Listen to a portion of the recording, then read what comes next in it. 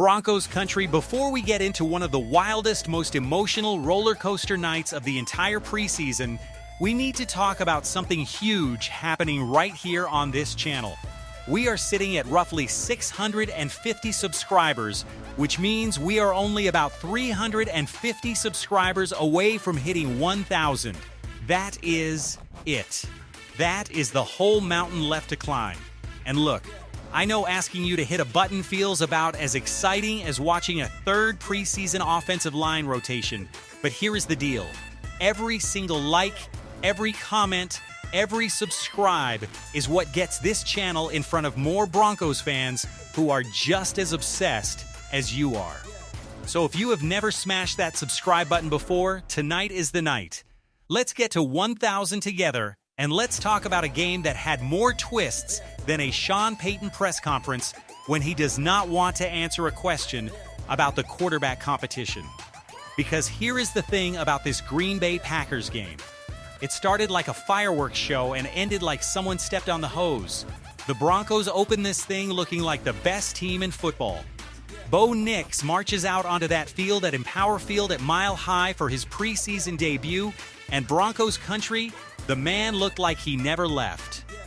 Actually, scratch that, he looked better than when he left. Remember, the last time this stadium watched Bo Nix play football, he went down with that gruesome ankle injury in the playoffs. The kind of injury that makes every single fan in the building go dead silent and just pray. So there had to be some nerves walking back out there. If it were me, I would have needed a hug, a Gatorade, and possibly a nap before even attempting a snap. But not Bo. Bo comes out, cool as ever, and immediately starts slinging it around like he has got somewhere to be. And the moment we all wanted to see, the Jaylen Waddle moment, it did not disappoint. Waddle had been banged up in training camp, and there was real concern he would not even suit up for this one. But he trots out there, and on a third down, Bo Nix drops a beautiful 35-yard strike right down the seam, and Waddle hauls it in like he has been doing this in Denver for years instead of days. That is Waddle's first catch as a Bronco, and Broncos Country, if that is a preview of what this offense looks like all season, defensive coordinators around the league might want to start updating their resumes now. This dude has more 1,000-yard seasons than most receivers have cleats. Pairing him with Bo Nix is like giving a kid the keys to a sports car and telling him the speed limit is a suggestion. The Broncos kept the good vibes rolling from there. Nix found running back R.J. Harvey on a beautifully placed 21-yard touchdown pass, floating it in with touch, and just like that, Denver had struck first. Nix finished his night efficient and sharp, completing the vast majority of his throws before handing things off to the bench, adding a field goal drive on top of the touchdown for good measure. In limited action, this was exactly the kind of performance Broncos fans have been begging to see since that ankle injury ended last season's magical run. No hesitation. No happy feet. No sign whatsoever that the guy was thinking about his ankle instead of the game plan. He looked like a quarterback who spent the entire offseason getting stronger, not one who spent it in a walking boot.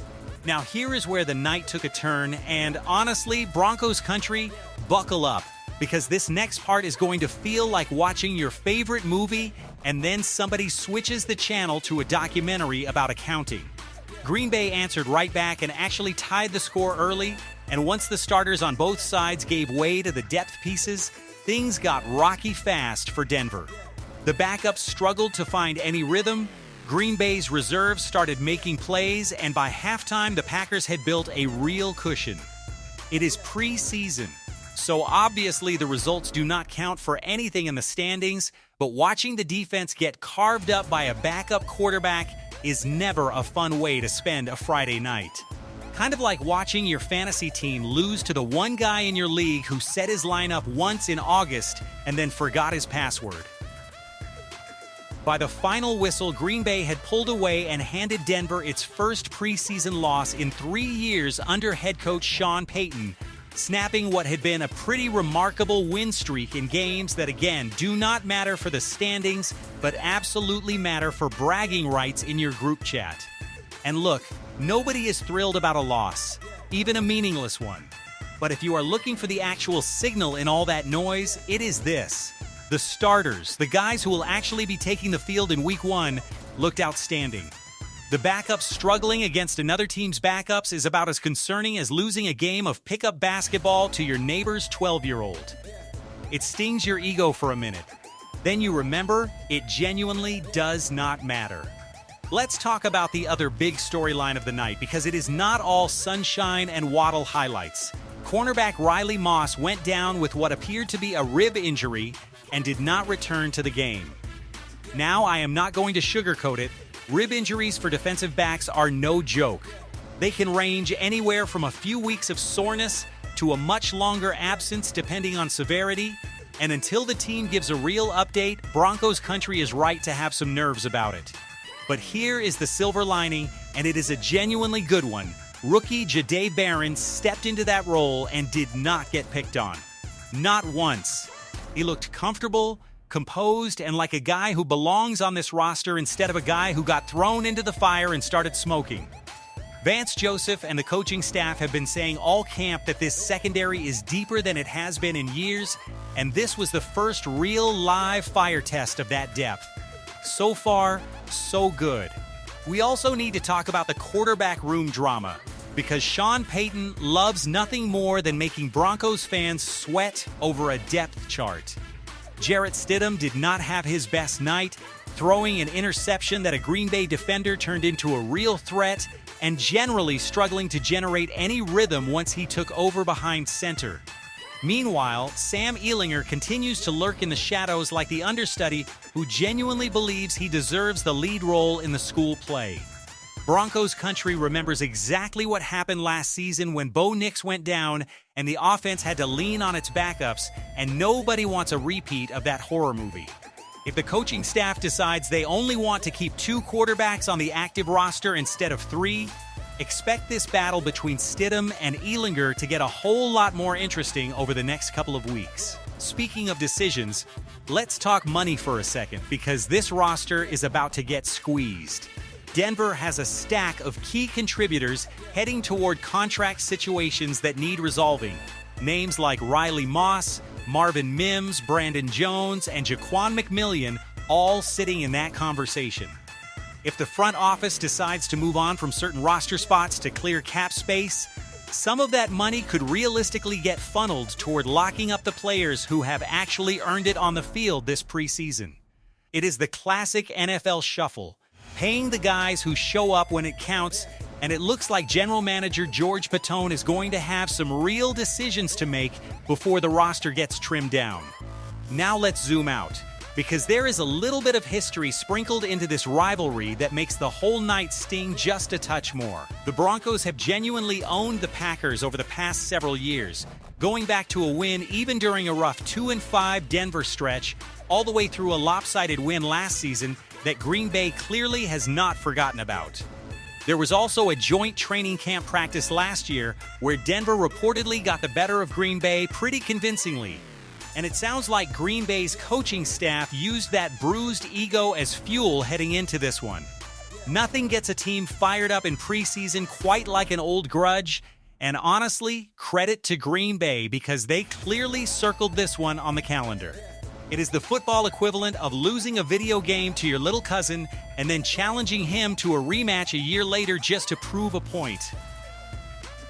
But here is what Broncos Country needs to hold on to walking away from this one. The players who matter for the regular season did exactly what they needed to do. Bo Nix looked sharp, healthy, and completely unbothered by the ghosts of that ankle injury.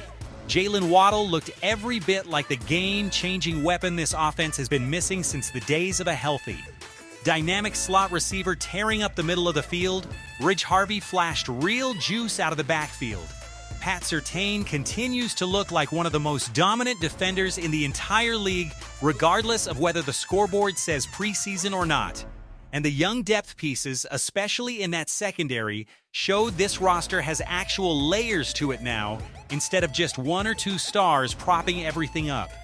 So no, the final score is not going to make anybody's highlight reel, and yes, Green Bay gets to talk trash for a few weeks about snapping Denver's preseason win streak, which, again, is a streak that means about as much as winning a staring contest with your cat.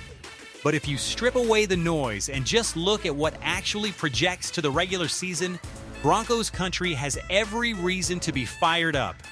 This offense has a top-tier quarterback who looks fully healed, a game-breaking new weapon in the passing game, a deep and talented backfield, and a defense anchored by one of the best cornerbacks on the planet.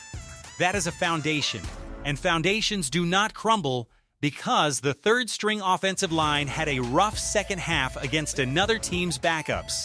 Next up on the schedule is a much tougher test in the Minnesota Vikings, a team with a genuinely nasty defense under Brian Flores that is going to bring pressure and disguise coverages in ways Green Bay's backups simply did not. The question Broncos Country needs to be asking is whether the coaching staff has seen enough out of Bo Nix already to shut him down and protect him heading into the regular season, or whether one more preseason rep against a legitimate defense would be valuable. Either way, expect this offense to keep building steam, because if tonight proved anything, it is that when the starters are on the field together, this group looks like one of the more dangerous units in the entire league. So here is where I need something from you, Broncos Country. We are 350 subscribers away from 1,000, and every single one of you watching this video right now can help make that happen before the regular season even kicks off. Hit that like button so this video gets pushed out to more Broncos fans. Drop a comment down below and let me know whether you want to see Bo Nix play again next week against the Vikings, or if you are ready to wrap him in bubble wrap and save him for Week 1. And if you have not subscribed yet, seriously, what are you waiting for? We are building something here, one preseason breakdown at a time, and I want every single Broncos fan watching this to be a part of it. Smash that subscribe button, turn on notifications, and let's keep this thing rolling all the way through the regular season together. Until next time, Broncos Country, this has been Brinkos, and we will see you in the next one.